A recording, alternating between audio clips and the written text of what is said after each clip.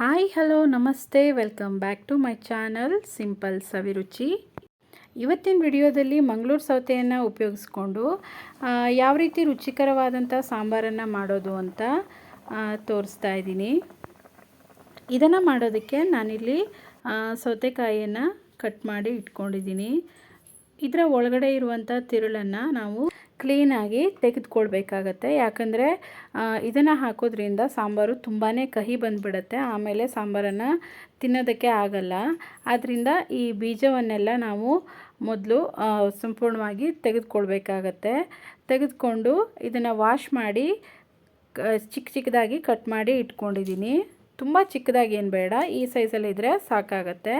ಹಾಗೆಯೇ ಈ ಸಾಂಬಾರನ್ನು ಮಾಡೋದಕ್ಕಾಗಿ ನಾನಿಲ್ಲಿ ಒಂದು ಹಾಫ್ ಕಪ್ ಹೆಸರುಬೇಳೆಯನ್ನು ತಗೊಂಡಿದ್ದೀನಿ. ಹಾಗೆ ವಾಶ್ ಮಾಡಿ ಇಟ್ಕೊಂಡಿದ್ದೀನಿ. ಹಾಗೆ ಒಂದು ಟೊಮೆಟೊ, ಹಾಗೆ ಒಂದು ಈರುಳ್ಳಿಯನ್ನು ತೆಗೆದುಕೊಳ್ತಾ ಇದ್ದೀನಿ.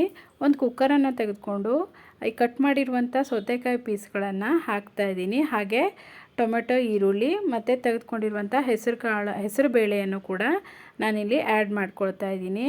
ಹಾಗೆ ಸ್ವಲ್ಪ ನೀರನ್ನು ಹಾಕಿ, ಸ್ವಲ್ಪ ಉಪ್ಪನ್ನು ಹಾಕಿ ಇದನ್ನು ಒಂದು 2 ವಿಷಲ್ ಆಗೋವರೆಗೂ ಬೇಯಿಸ್ಕೊಳ್ಬೇಕು. ಈ ಸೌತೆಕಾಯಿ ತುಂಬಾ ಬೇಗ ಬೆಂದೋಗ್ಬಿಡುತ್ತೆ. ಆದ್ದರಿಂದ ಜಾಸ್ತಿ ವಿಷಲ್ ಹಾಕ್ಕೊಳ್ಳೋ ಅಗತ್ಯ ಏನಿರಲ್ಲ. 2 ವಿಷಲ್ ಆದರೆ ಸಾಕಾಗತ್ತೆ. ಈಗ ಇದನ್ನು ಬೇಯಿಸ್ಕೊಂಡು ಬಿಡೋಣ. ಇದು 2 ವಿಷಲ್ ಆಗೋವರೆಗೂ ನಾವಿಲ್ಲಿ ಮಸಾಲಕ್ಕೆ ಅಂತ ರೆಡಿ ಮಾಡ್ಕೊಂಡು ಬಿಡೋಣ.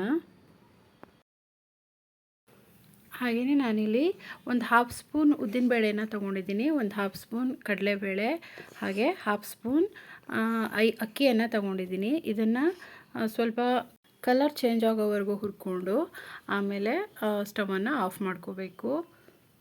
ಹಾಗೆಯೇ ನಾನಿಲ್ಲಿ ಮಿಕ್ಸಿ ಜಾರ್ಗೆ ತೆಂಗಿನಕಾಯಿ ಪೀಸ್ಗಳನ್ನು ಹಾಕ್ತಾಯಿದ್ದೀನಿ. ಹಾಗೆ ಹುರಿದುಕೊಂಡಿರುವಂಥ ಉದ್ದಿನಬೇಳೆ, ಕಡಲೆಬೇಳೆ ಹಾಗೆ ರೈಸನ್ನು ಸೇರಿಸ್ಕೊಳ್ತಾ ಇದ್ದೀನಿ.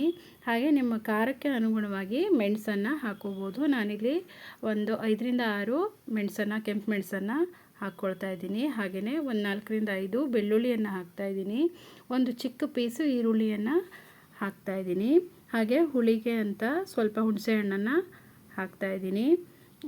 ಹಾಗೆ ಸ್ವಲ್ಪ ಧನಿಯವನ್ನು ಹುರಿದುಕೊಂಡು ಹಾಕ್ಕೊಳ್ತಾ ಇದ್ದೀನಿ. ಹಾಗೆ ಸ್ವಲ್ಪ ಅರಿಶಿನ ಪುಡಿಯನ್ನು ಸೇರಿಸ್ಕೊಂಡು ಇದನ್ನು ನುಣ್ಣಗೆ ರುಬ್ಕೊಳ್ಬೇಕಾಗತ್ತೆ.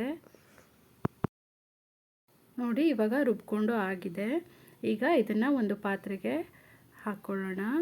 ಹಾಗೆ ಬೇಯಿಸಿರುವಂಥ ತರಕಾರಿಯನ್ನು ಕೂಡ ಈ ಮಸಾಲಕ್ಕೆ ಆ್ಯಡ್ ಮಾಡ್ಕೊಳ್ಬೇಕಾಗತ್ತೆ. ತರಕಾರಿ ಬೇಳೆ ಎಲ್ಲ ತುಂಬಾ ಚೆನ್ನಾಗಿ ಬೆಂದಿದೆ. ಇದನ್ನು ಈ ಮಸಾಲಕ್ಕೆ ಆ್ಯಡ್ ಮಾಡ್ಕೊಳ್ಳೋಣ. ಹಾಗೆ ಎಷ್ಟು ಬೇಕೋ ಅಷ್ಟು ನೀರನ್ನು ಆ್ಯಡ್ ಮಾಡಿಕೊಂಡು ಇದನ್ನು ಒಂದು 10ರಿಂದ 15 ನಿಮಿಷಗಳ ಕಾಲ ಚೆನ್ನಾಗಿ ಕುದಿಸ್ಕೊಳ್ಬೇಕು. ಈ ಸಾಂಬಾರನ್ನು ಕುದಿಸೋವಾಗ 1 ಸ್ಪೂನ್ ಬೆಲ್ಲವನ್ನು ಆ್ಯಡ್ ಮಾಡಿದರೆ ಸಾಂಬಾರಿನ ಟೇಸ್ಟು ಇನ್ನೂ ಚೆನ್ನಾಗಿರುತ್ತೆ. ಒಮ್ಮೆ ಟ್ರೈ ಮಾಡಿ ನೋಡಿ. ನಾನಿಲ್ಲಿ ಸ್ವಲ್ಪ ಉಪ್ಪನ್ನು ಕೂಡ ಆ್ಯಡ್ ಮಾಡ್ತಾಯಿದ್ದೀನಿ. ಆ್ಯಡ್ ಮಾಡಿ ಇದನ್ನು ಚೆನ್ನಾಗಿ ಕುದಿಸ್ಕೊಳ್ಳೋಣ.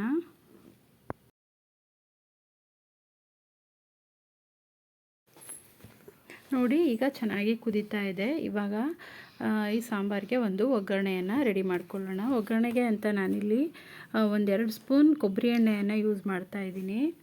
ಹಾಗೆಯೇ ಒಂದು ಸ್ಪೂನ್ ಸಾಸಿವೆ, ಹಾಗೆ ಜಜ್ಜಿಟ್ಕೊಂಡಿರುವಂಥ ಬೆಳ್ಳುಳ್ಳಿಯನ್ನು ಹಾಕ್ತಾಯಿದ್ದೀನಿ. ಹಾಗೆ ಕರಿಬೇವಿನ ಎಲೆಯನ್ನು ಆ್ಯಡ್ ಮಾಡಿಕೊಂಡು ಒಗ್ಗರಣೆಯನ್ನು ಹಾಕ್ತಾಯಿದ್ದೀನಿ.